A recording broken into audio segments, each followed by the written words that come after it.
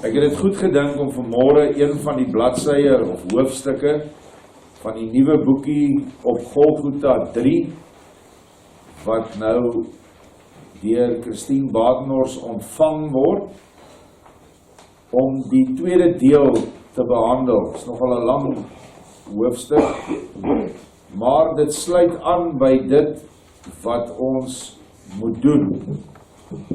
Nou 16 Desember is nie meer baie ver nie, binnekort is ons daar. En dit is belangrik dat ons opdragte van die Vader in ag neem. Ek noem dit vir mense wat vasgegroei het aan die Bybel.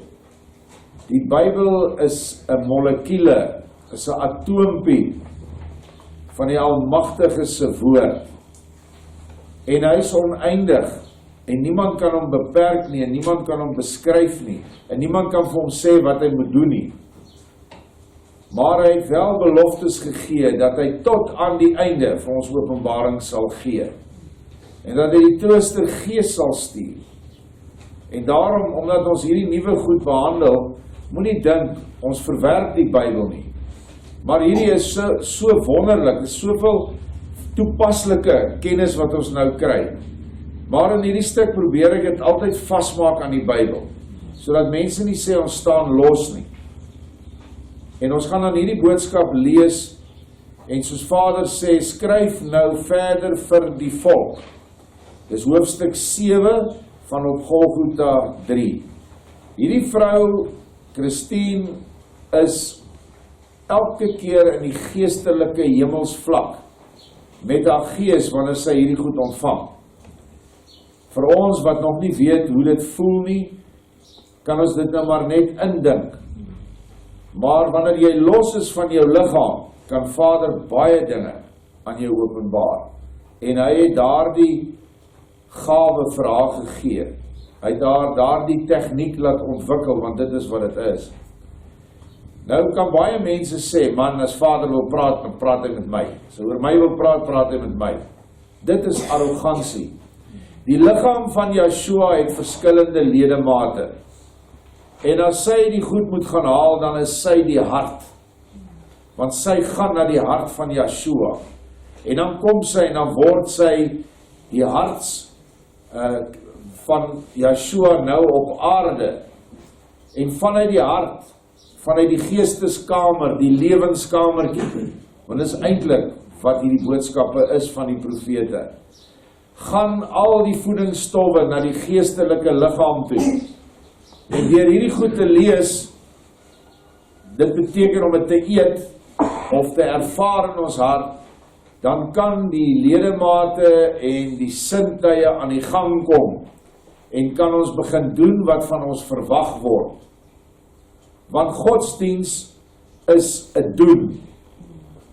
Dit is die doen van die werke van liefde. Eerstens werke van liefde in jouself, en tweedens werke van liefde in jou volk. As jy 'n tempel vir Vader wil word, dan het jy geen ander opsie as om jou tempel skoon te maak nie. En as jy dit nie gaan doen nie, gaan hy dit vir jou doen. Maar wanneer hy dit doen, dan kom hy met 'n sambok, wat in 3 swepe gevleg is, soos wat hy in die tempel ingegaan het. En dan slaat hy met daai 3 swepe, slaat hy jou liggaam, siel en gees skoon. En dit is nie lekker nie. En ek kan vir jou sê, dat die ouens wat dit ervaar het 2000 jaar gelede het vir hulle dinges afgeskrik en gehardloop. Almal het weggehardloop. Want dit is wat gebeur wanneer hy jou skoonmaak. En daardie skoonmaak sluit siektes in, sluit werksverlies in, dit sluit wat allerhande ander goed dood om jou, in jou gesin. Al daardie dinge gebruik Vader om jou nader aan hom te kry. Jy moet net ophou kyk na die negatiewe en sê, maar weet jy wat, as hierdie goed nie met my gebeur het nie, was ek nie nou hier om dit of dat te hoor of te sien nie. Ja, ek het alles verloor. Jy lieg, jy het nog nooit eers die geestelike gehad nie. Nou kom jy hier, jy het al die materie verloor, nou kom jy op die plaas, en nou kry jy die geestelike. So wat is dit nou? Het Vader nie 'n wonderlike ding aan jou gedoen vir jou siel nie? Maar omdat ons materieel is, sien ons dit nie. Joshua gee vir my, vir Christine, 'n groot boek, en ek voel die ontsaglike waarde, en hy sê, maak die boek oop en kyk wat daar binne staan. Hy wat in die skaduwee van die Almagtige staan, sal skuiling onder sy vleuels vind, en hy sal onder sy hand sit en die brood van die lewe eet. Sy lewe sal nie in beskaming wees nie, maar 'n goeie weg sal hy bewandel. Nou ja, hierdie boek is deel van Joshua se lewensboek, of die boek van die lewe van die lam. Hierdie boek wat ons nou uitlees is op Golgota 3. Maar dit is maar 'n klein onderafdeling van die groot boek wat hy vir haar gee om vir ons te gee. As ek dit nie mis het nie, kan dit nou al die 14de, 15de boek wees wat hy al vir haar gegee het, buiten al die losstaande wat hy ook noem bladsye. Eet nou hierdie boek, maak dit deel van jou, sodat jy hieruit kan aanhaal wanneer dit nodig is. Ek gee hiermee vir jou lewenswyshede wat tot voordeel van jou siel sal strek, en jy sal 'n lewensboei wees wat goeie raad kan gee, omdat hierdie boek jou lewe sal rig en in orde sal bring en hou. Hierdie is dus 'n addisionele boek wat by die Bybel bykom. Want natuurlik is die Bybel 'n boek van die lewe. Alle woorde van Joshua is lewe, of dit deur profete kom en of hy dit self dikteer. Dit is gewigtige woorde, dit is insiggewende woorde, dit is wysheid op papier wat in jou siel ingeneem word as kos, en sal verteer soos voedsel. Ja, hou dit altyd byderhand in jou siel. Dit is my barmhartigheid vir jou vandag. Net hier vir die mense wat nuut is, jy moet hierdie woorde wat jy lees as kos inneem. Nou as jy nou net by die etenstafel gaan sit en jy kou net die kos, jy vat dit en sit dit in jou mond en jy kou dit, en jy spoeg dit uit, gaan jou liggaam enige voordeel kry? Niks. As jy hierdie woorde lees, en jy kry dit nie in jou geestelike maag nie, dit beteken jy oordink dit nie, en doen dit nie, dink jy gaan enigstens geestelike groei hê? Nee. En dis wat meeste mense doen, hulle het hierdie papiertjie in hulle hand, hulle lees dit, of dit nou op internet is, of hier, party gooi sommer die papiertjie daar neer, en hy's weg, nooit weer sal hy aan dit dink nie. Dit is net so goed, as om te eet en nie in te sluk nie. En jy sal nooit geestelike groei ervaar nie, en jy sal nooit geestelike krag hê nie. Jy sal altyd na ander moet kyk vir geestelike krag. Hulle sal jou altyd moet help. Ons gaan aan. Dit is my woord wat jy eet en wat jou in die lewe sal hou, selfs in 'n tyd van hongersnood. Want by my is daar geen hongersnood nie. En so sal dit ook vir jou wees met hierdie wonderlike hemelse boek wat ek jou gegee het om in te neem. Hier praat hy hoofsaaklik van 'n geestelike hongersnood wat kom. Wat heel moontlik die vorm sal wees nadat die antichrist alle Bybels verbied. Ons sal nie weet nie, ek weet nie hoe erg dit gaan wees nie. Maar daar sal 'n hongersnood van brood wees, brood vanuit die hemel. Maar vir ons wat by Joshua staan en wat gevoed word deur sy profete, sal daar nie hongersnood wees nie. En dit moet ons baie sterk in onsself opneem. Vader het op die herberg vir ons 10, 12 jaar terug gesê, daar sal 'n tyd kom waar werklike fisiese kos so skaars sal wees, daar sal niks wees nie. Maar vir julle wat my woord het, julle sal nooit honger word nie. Die mense sal dit nie kan verstaan nie, maar hierdie mense eet nooit nie. Jy sal al jou kos vir jou broer gee wat nog nie op hierdie vlak is nie. Want wysheid, insiggewend, wat ons nou hier lees en al die dinge, dit is voedsel vir die siel, en dit is toch maar op die ou einde die siel benodig die kos van die liggaam. Maar of eintlik is die siel die dryfveer van die liggaam. En as die siel gevoed is, is die liggaam ook gevoed. Ons is net nog nie op daai vlak nie. Jy is nou voorsien van kos vir jou hele lewensbestaan verder op aarde. En jy sal altyd hê om te gee. Nood sal daar by jou nie wees nie.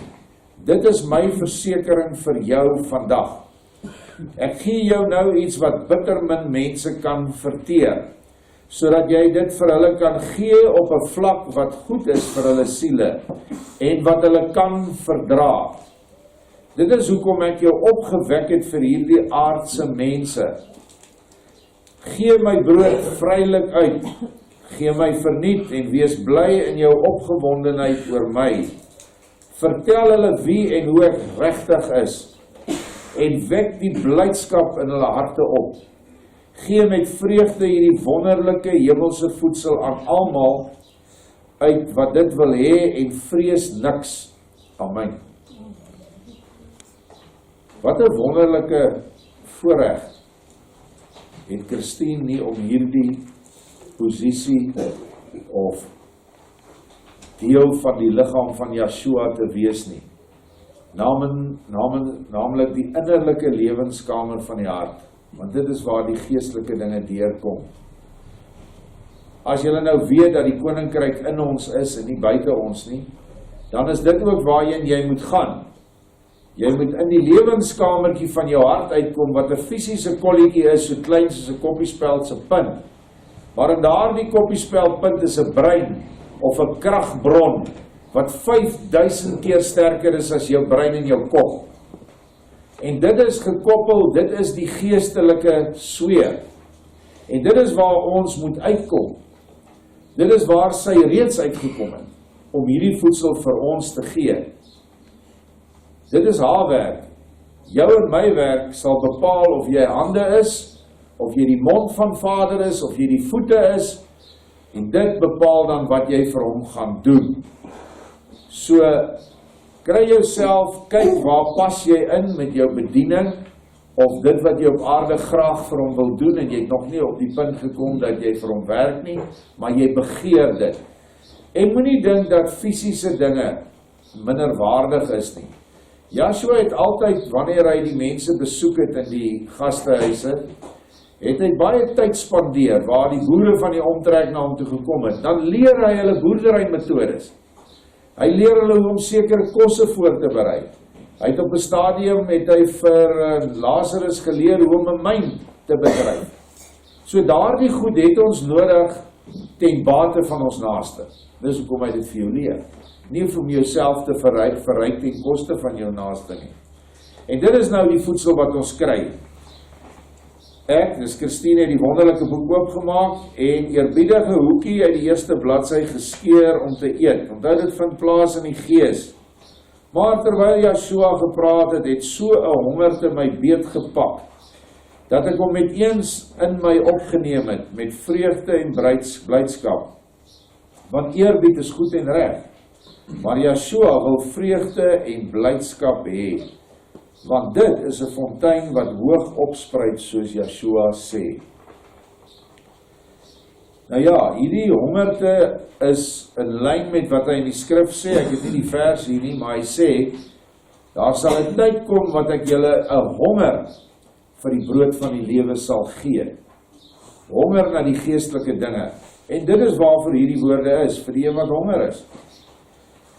Yeshua sit iets in my regterhand en ek sien dit is die Golgota klipwiel. En dit is so kosbaar vir my. Onthou, hierdie is als afbeeldings, geestelike tekens wat sy kry. Dis soos 'n Golgota klipwiel kenteken, soos iets wat op mense hem vasgewerk kom, maar nie plat nie, driedimensioneel en uiters kosbaar, vir dit wat dit beteken en waarvoor dit staan.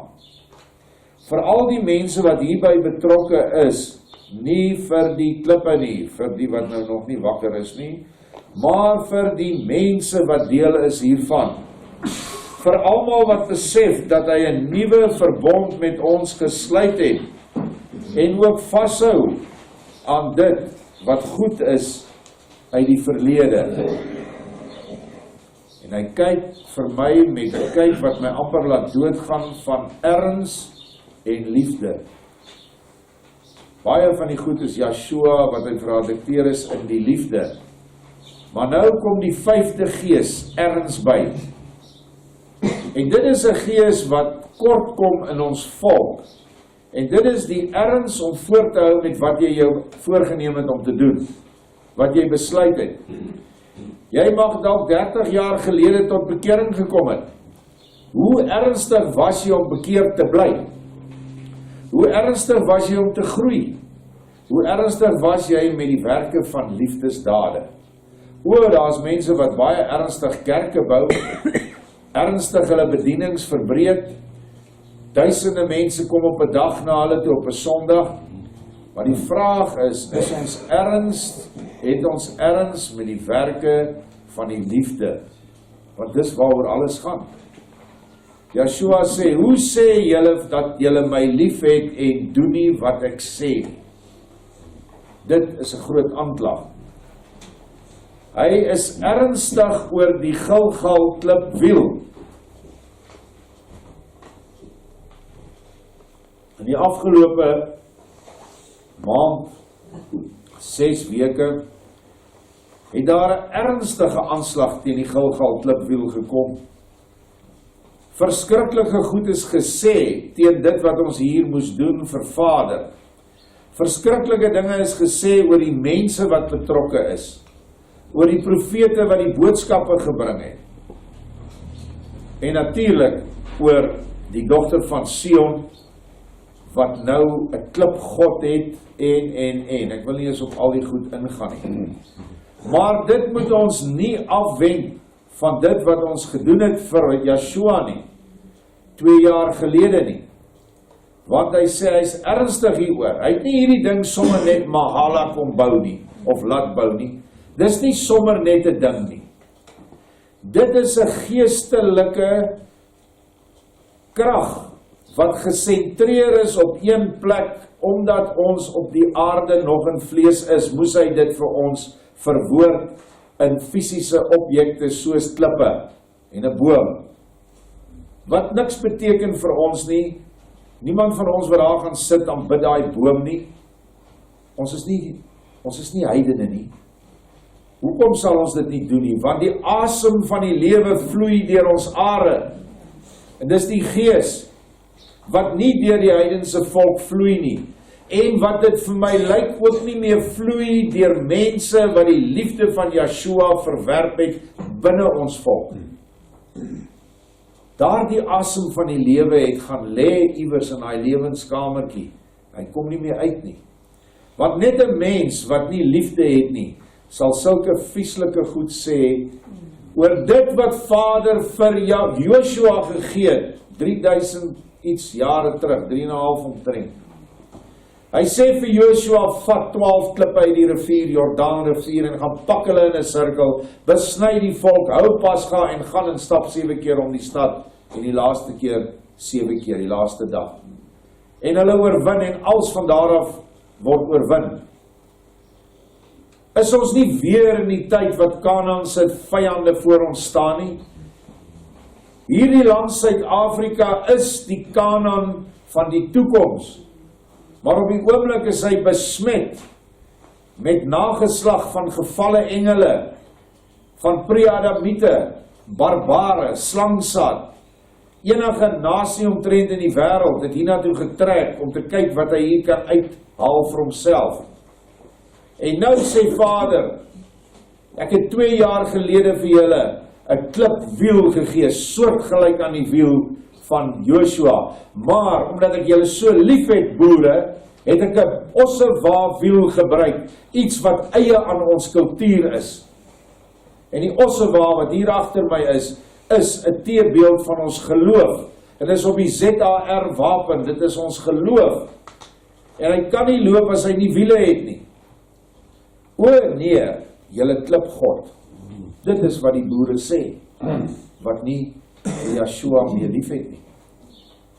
Maar u en ek, wat Yeshua met ons hele hart, siel en verstand lief het, hoef net binnekant toe te gaan, in die hart, en vra of dit wat opgerig is, reg is, en of ek deel daarvan mag wees. En die liefde sal jou antwoord. Maar hier sê Joshua, ek is ernstig oor die Golgota klipwiel. En as hy is, dan moet ek en jy dit die ernstigste ding in ons lewe maak.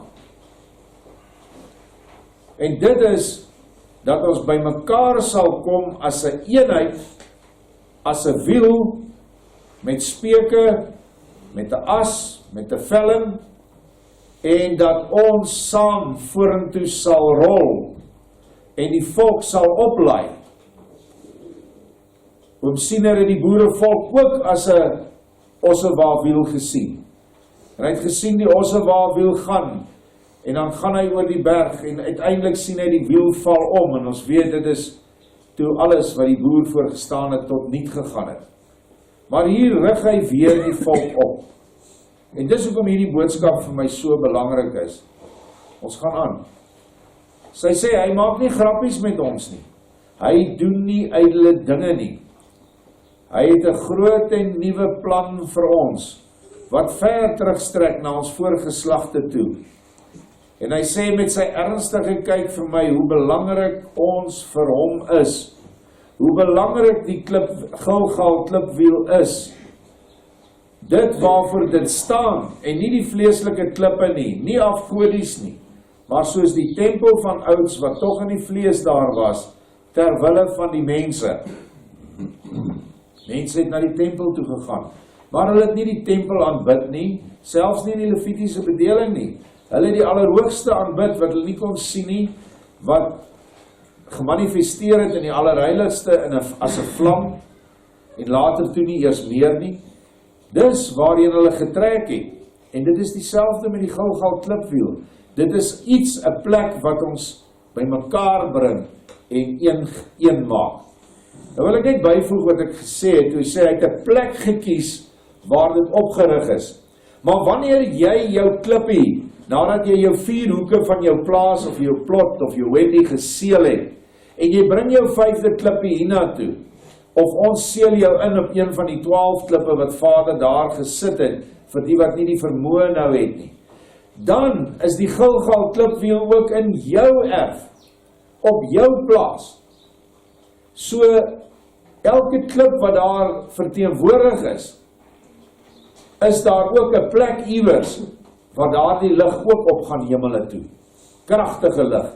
'n Kragtiger uitstorting, as wat ons gewoond was aan. Volgens sy belofte. Nou as dit dan so is, dat al daardie persele nou met mekaar verbind is, en ook verbind is na die sentrum hier by Philadelphia Ark, dink dan hoe ons saglike, kragtige meganisme ons nou het, om onsself af te seël en te beskerm eerstens, en tweedens as 'n wapen, om die vyand mee te verpletter. Dis waarvoor hy dit vir ons gegee het. Hoe dwaas is 'n mens, wanneer daar vir hom 'n wapen en 'n beskermings iets gegee word, en hy sê, nee dankie, ek het my God, ek het my kerk, niks met jou klipwiel te doen nie, sonder om het eers te ondersoek. Hoe dwaas is mense wat sulke denke het? Ek wil iets vandag sê. Ek in die laaste tyd het ons, wanneer ons vir mense bid, daar is baie maniere en metodes wat ons deur die jare gebruik het, hoe om vir mense te bid, hoe om die bose te ontbind in mense, en die magte weg te vat, hoe om reiniging te bid oor mense, hoe om geen lyn vloeke te breek, ensovoorts. Maar met 'n paar voorbeelde wat ek betrokke by was, waarvan die mense vandag hier sit, het Vader my gelei en gesê, staan op daai klipwiel, waar die sentrum van al my krag is in die gees, en waar jy verbind is met al jou broers en susters oor Suid-Afrika, verbind is met die engele, verbind is met die voorvaders in die sin van dat hulle dienende engele is, wat betrokke is met die laaste eindstryd. En as jy dit nie glo nie, gaan lees dit in Hebreërs 12. En gaan lees dit in Maleagi 4, die harte van die vaders en die harte van die kinders bymekaar bring. En wanneer ons so groot kragtige eenwording van gees het, moet dit ons nou baie meer tel, as wat ek daar, kom ons sê buite hierdie gebied, in my iewers in 'n kamertjie vir iemand bid. Dit is mos net logies. Hy sê, ek het dit vir julle gegee, en ons sal nou 'n vers skryf wat dit bevestig. En die mense waarvoor daar gebid is, verstommende genesing het plaasgevind. Deur Yeshua. Omdat jy en die persoon nie meer alleen voor Yeshua staan en sê, jy bid sê, ag Yeshua, sien hierdie persoon aan, help hierdie persoon, hierdie siekte en.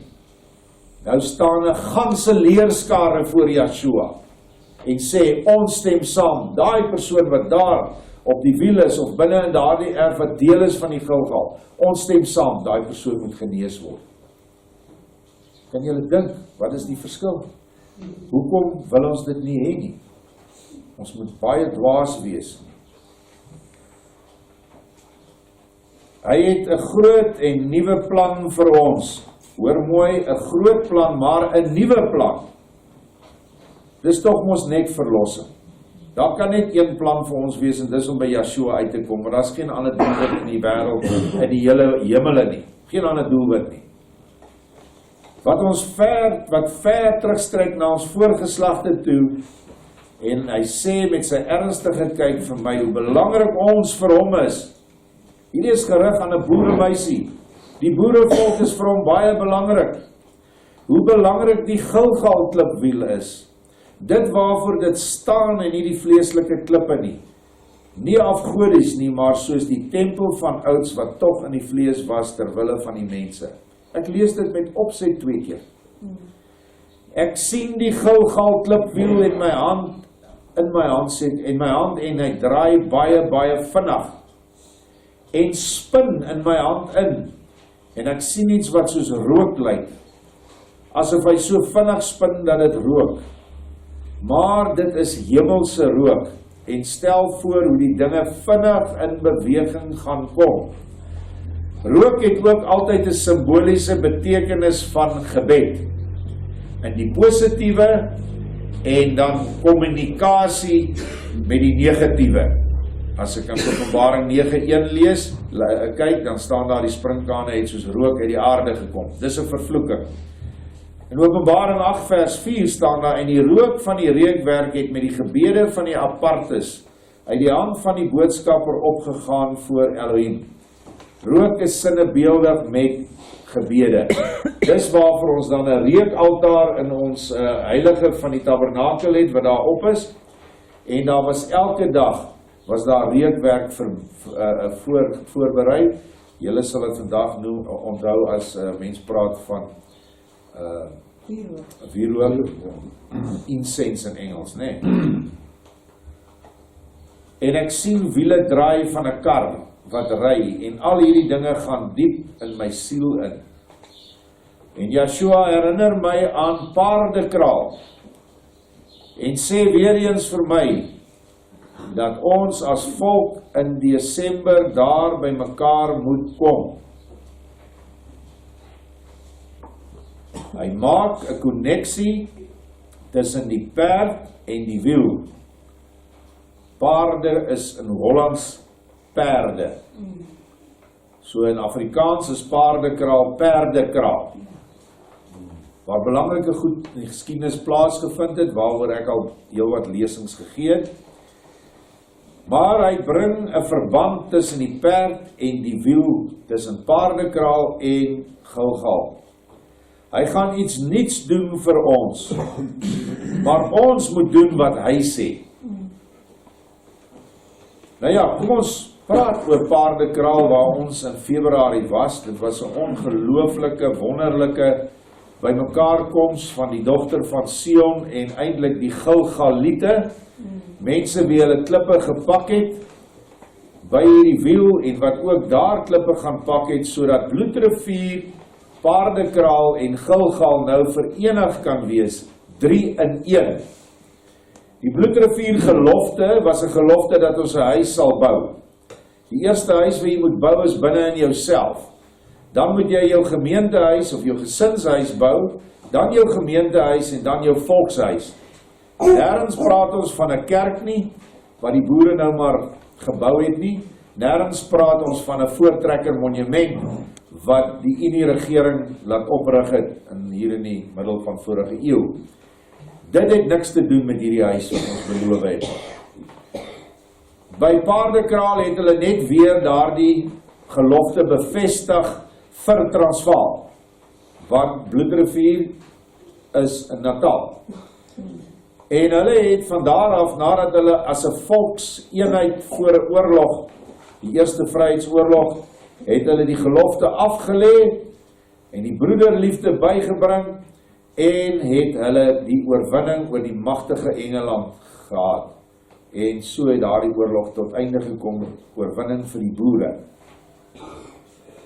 Nou met Golgota waar ons 'n geestelike gelofte saam met die wiel se opening afgelê het, waar ons sê dat ons lewens sal aflê vir ons volk, dat ons dit wat nog te redde is in ons volk sal inbring in die gelofte in, en dat ons sal instaan vir ons volk. Dis alles klausules van wat ons afgelê het, die wat die gelofte afgelê het. Hierdie gelofte gaan verder as net die oorwinning van 'n aardse oorlog teen Zulus of teen die Engelse. Hierdie gelofte gaan en hy reik reg deur die aardse sweer tot in die geestelike sweer, soos wat daardie lig wat by Golgota al vir ons mense gewys het, reg deur die strate sweer gaan tot in die hemel. Dit gaan reg deur tot in die hemelse Kanaan. Nou, as julle die beginsels van hierdie ligswere of vortekse verstaan, dan sal jy weet dat vortekse, daar is negatiewes en positiewes. Negatiewe vortekse word deur die Satan gebruik en deur sy kinders om 'n verbinding daar te stel tussen die doderyk en die aardoppervlakte. En daar is baie sulke vortekse. Jy kan maar weet dat Washington, die Withuis is een, dat die Vatikaan een is, Center City of London is een, die parlement in die Kaap, dankie om Piet, is nog een. Hierdie negatiewe vortekse is waar daar 'n gedurende vloei van demoniese aktiwiteit, demone, duiwels en gevalle engele is na die mens toe. Hulle beïnvloed hulle gedagtes, hulle versterk hulle dade ensovoorts. Dan is daar ook ligvortekse in die positiewe. By Bloedrivier was 'n ligvorteks gevestig nadat die volk 7 keer daardie gelofte afgelê het. En weer eens was die engele krag daar om die oorwinning te verseker. Ook sal jy op ander plekke op aarde sal jy ook die soortgelyke dinge kry. Maar vir ons belangrik is dat dit Bloedrivier, Paardekraal en Golgota is. En nou het ons die laaste ene wat vir ons die hemelse belofte gee. Vader het die belofte wat die boere afgelê het hy gestand gedoen en hy sal ook die gelofte wat ons en die beloftes wat ons maak, wat julle kan kry in vorige lesings, wat is die inhoud van daardie gelofte, hy sal dit gestand doen. Daar is geen twyfel daaroor nie. En al hierdie dinge word bevestig in Amos 3 vers 6 en ons sal dit lees. Sal die ramshoring in die stad geblaas word en die bevolking nie skrik nie? Sal daar besoedeling in die stad kom as Jahwe dit nie bewerk het nie? Want my meester Jahwe doen niks, tensy hy die besluit van sy raad aan sy knegte, die profete geopenbaar het nie. Die leeu het gebrul, vers 8, wie sal nie vrees nie? My meester Jahwe het gespreek, wie sal nie profeteer nie? So voor elke groot ding, groot gebeurtenis, het Vader nog altyd dit afgekondig aan sy profete. En hier kom 'n groot gebeurtenis.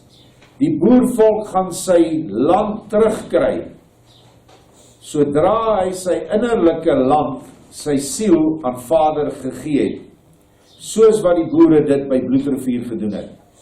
Verskillende denke, maar dieselfde doelwit, oorwinning vir hulle gesinne, vrouens en kinders wat op daai stadium weggesteek was in die klowe.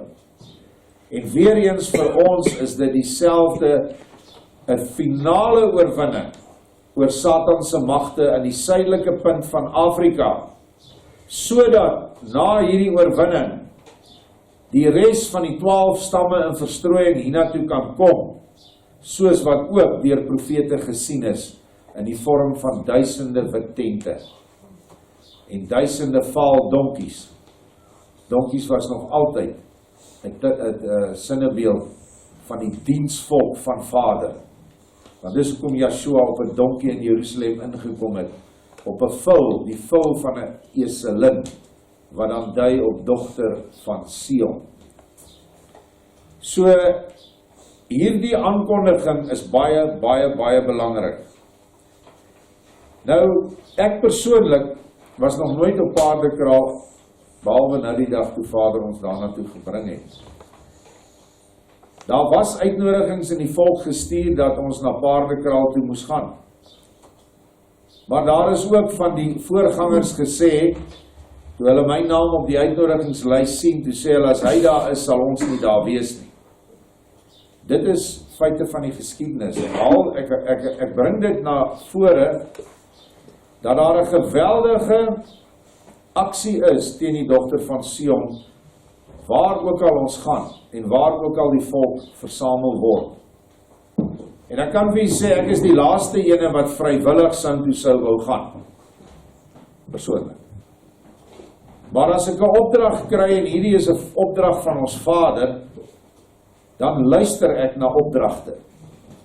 Hoe dit gaan afspeel, hoe laat ons dit moet doen, wat die betrokkenheid met die paardekraal kommissie is, wat maar basies beheer word, dink ek deur die hervormde kerk, of die gereformeerde kerk.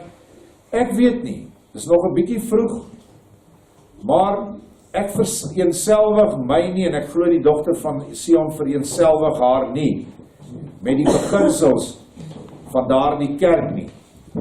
Ons kan ons net verbind as 'n volkseenheid, waarin ons mekaar se verskille kan akkommodeer, maar waar een nie gaan oorheers oor die ander, en waar Yeshua se gesag en mag en soewereiniteit nie aangetast gaan word nie.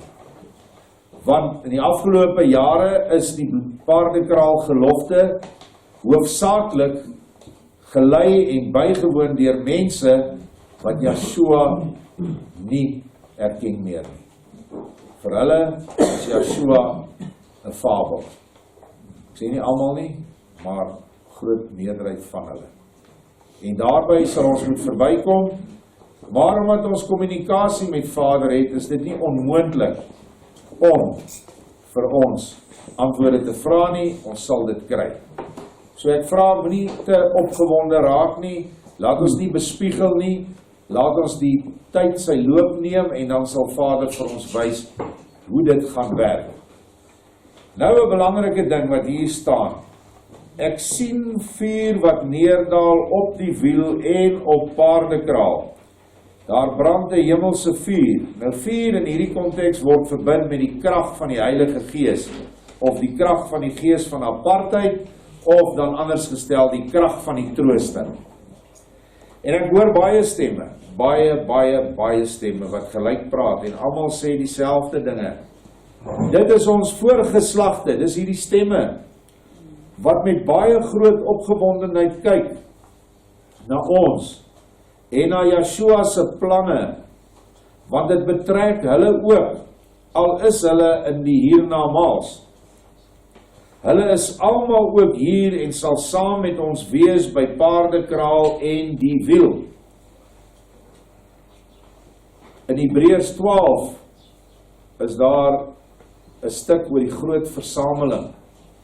En daar sê hy, dat die voorgeslagte ook daar sal wees.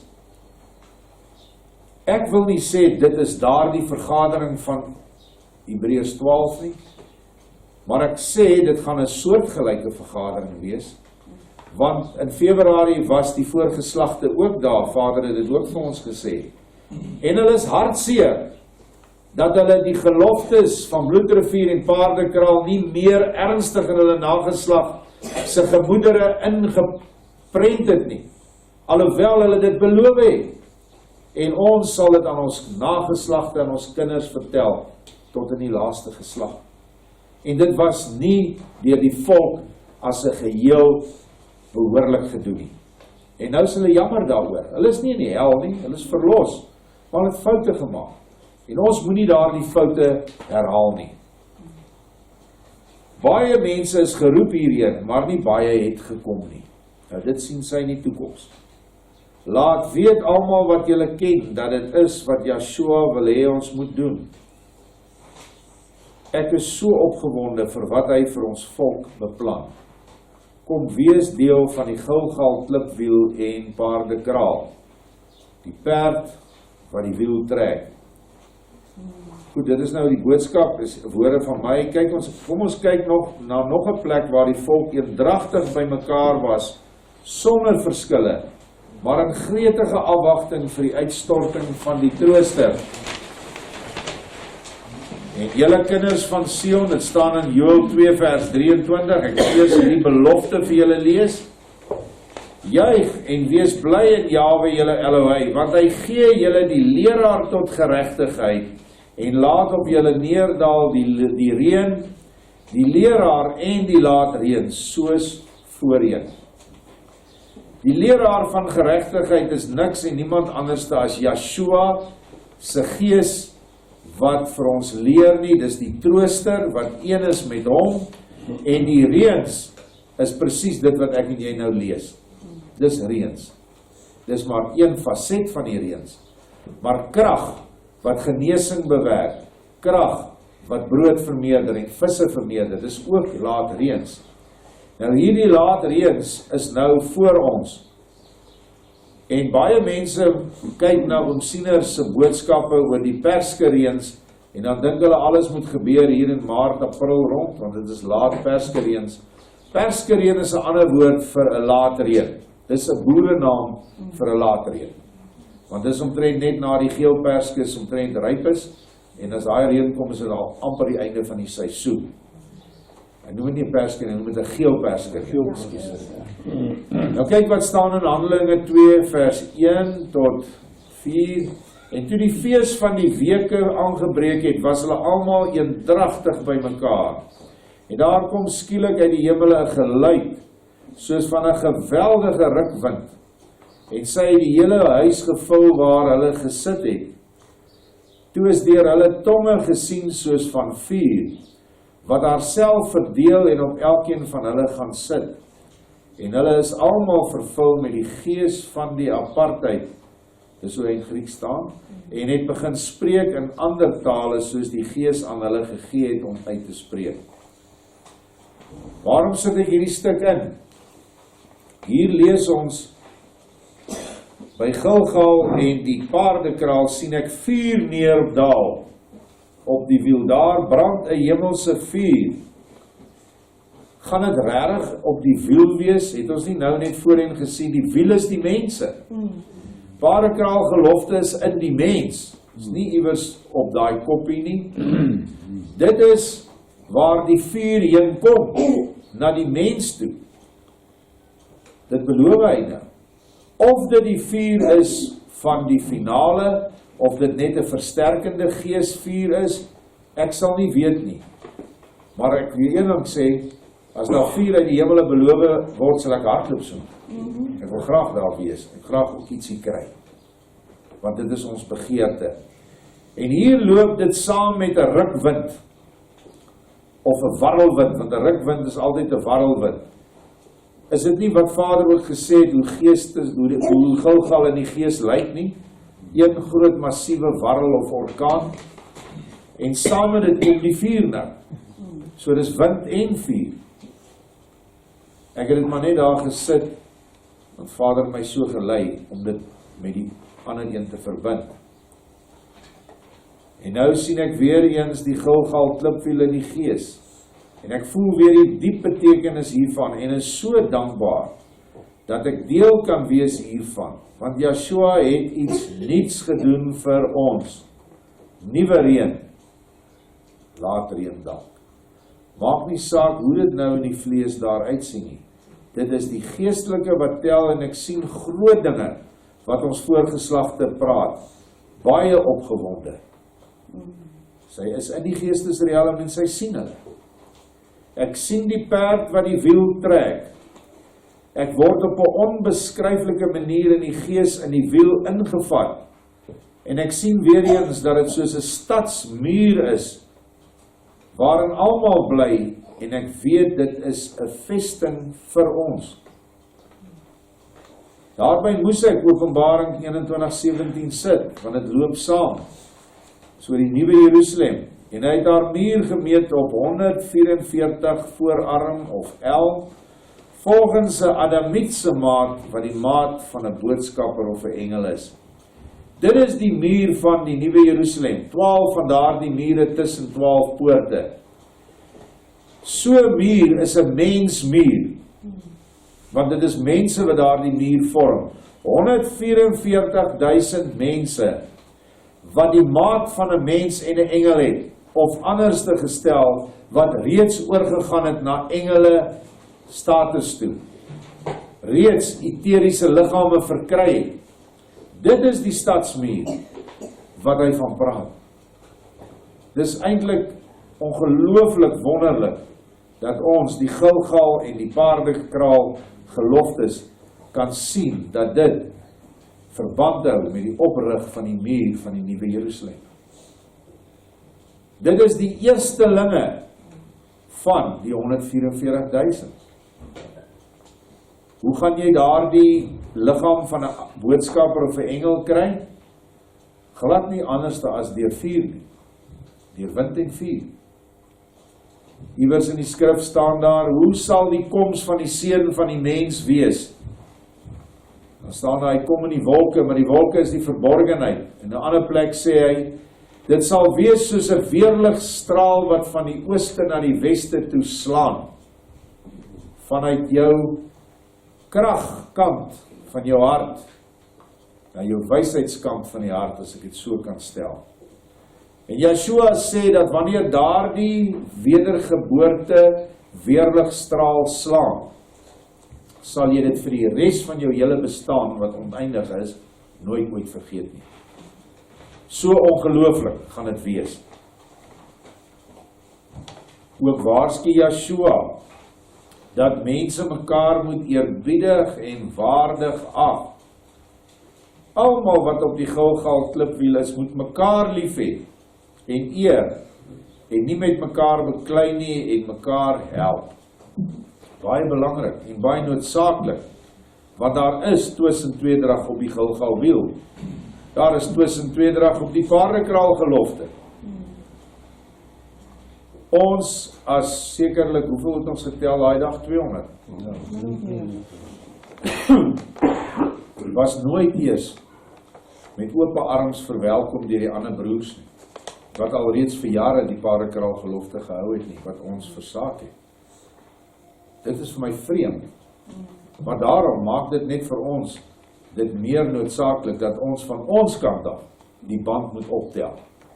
Dat ons daarin sal moet gaan met harte van liefde en nie harte van oordeel nie, dat ons nie moet gaan stry en beklei nie, en dat ons sal probeer om eenheid te kry in Yeshua. Kan nie ander eenheid wees nie, soos wat hierdie banier hier agter my sê. Sy sluit af, en Yeshua sê, jou siel is myne. Sê Yeshua, en gryp my, en ek is so bly oor sy groot liefde. En hy druk my in sy hart in, onder sy kleed in. En hy sê, hoe hy my altyd sal beskerm en lief hê. En hy glimlag verskriklik mooi, en 'n kragtigheid straal uit hom uit, en maak my uiters bly. Dit sluit die hoofstuk af, my geliefde. Bly so in my, en dink die hele dag hieraan. Amen. Daar is die bevestiging dan, dat Yeshua haar uit sy hart uithaal, en dat sy deel is van die liggaam op aarde se hart. En hierdie woorde kom vanuit Yeshua se hart. En moet ook nooit vergeet nie, dat hy al in vorige profeseë gesê het, die boerevolk is my hart. Ek het kinders wat uit my hart voortgekom het, maar ek het ook kinders wat uit my arms en my bene en my ander organe voortgekom het, uit my oë en uit my ore, oral het volke voortgekom. Maar ons kom voort uit sy hart. En die Sion volk aan die suidpunt van Afrika noem hy nog 'n pragtige naam, my oogappelvolk. Want vanuit die hart word die woorde en die dade sigbaar vir die ander, omdat die oë dit uitstraal, die krag wat binne is. En ek haal 'n stukkie aan in Hebreërs 8 vers 10 en daarmee sluit ek af. Maar sy is die verbond wat ek na die dae met die huis van Israel sal sluit, spreek Jahwe. Ek gee my wet in hulle binneste en skrywe haar op hulle hart, en ek sal vir hulle Elohim wees, en hulle sal vir my 'n volk wees. En hulle sal nie meer elkeen sy naaste en elkeen sy broer leer nie, en sê, ken Jahwe, want hulle sal my almal ken, klein en groot onder hulle, spreek Jahwe. Want hulle sal my almal ken, herhaal hy, klein en groot onder hulle, spreek Jahwe. Want ek sal hulle ongeregtigheid vergewe en aan hulle oortredinge nie meer dink nie. Dit is 'n verbond wat hy beloof dat hy sal bevestig. 2000 jaar gelede het hy die eerste deel van daardie verbond vir ons gegee. Hy self het as ons verbond gekom. Maar daar is 'n vervulling wat nog later sou kom. Want hy praat met sy volk en hy sê ons sal mekaar nie meer leer nie. Nou dit maak geen sin dat ons nie meer vir mekaar iets kan leer nie, soos wat ons nou dit hier verstaan nie. Hierdie is 'n verborgenheid, want die sleutel is, hy sê hulle sal my almal ken. Nou wat is Yeshua anders as liefde? So wat hy sê, julle sal almal die liefde ken, en julle sal mekaar nie meer van die liefde hoef te leer nie. Maar magtie, ek leer by ou Floors baie dinge, en ek leer by Hendrik, en ek leer by Annemarie, en hulle leer by my. Hoe sal 'n wêreld nou wees as ons nie meer by mekaar kan leer nie? Dit sal mos saai wees, want dit beteken jy weet aan alles. En al die ander mense weet alles. Hoe gaan ons met mekaar kan leef, as ons mekaar nie kan help nie? So dit beteken nie dit nie. Dit beteken ons sal hom ken as liefde. En wanneer ons hom as die liefde ken, sal ons nie meer, soos wat sy daarbo ook sê, beklei en met mekaar stryd het nie. En dit is wat die inhoud van hierdie gelofte gaan wees, aan die einde van die tyd, is dat ons vir ons om 'n volk sal wees, en dat hy die 2 liefdeswette in ons binneste sal skryf, waaraan al die wette, en die profete, en die psalms, alles aan hang. Nie 'n fout maak dat dit nou uit is nie. Jy kan nie die 2 wette alleen hou nie. Dit moet die volle 12 wees. En dit sal dan ons oortredinge tot niet maak. Die oomblik as die volk, of dit nou by Paardekraal of hier by Golgota sal wees, met mekaar eenheid sal word, en mekaar se oortredinge teen mekaar vergewe, dan is ons in hierdie verbond, binne hierdie verbond se voorwaardes. En dan eers kan hy die vuur op ons uitstort. As dit so gaan gebeur. Maar ek glo dat ons nie daar sal weggaan sonder 'n bekragtiging van Vader uit die hemele uit nie. Anders sou hy nie so pertinent gesê het ons moet hierdie goed doen nie. Ons hoop dat daar nog meer lig sal kom in die tyd wat voorlê. Daar gaan nog 3 maande oor. Baie dankie.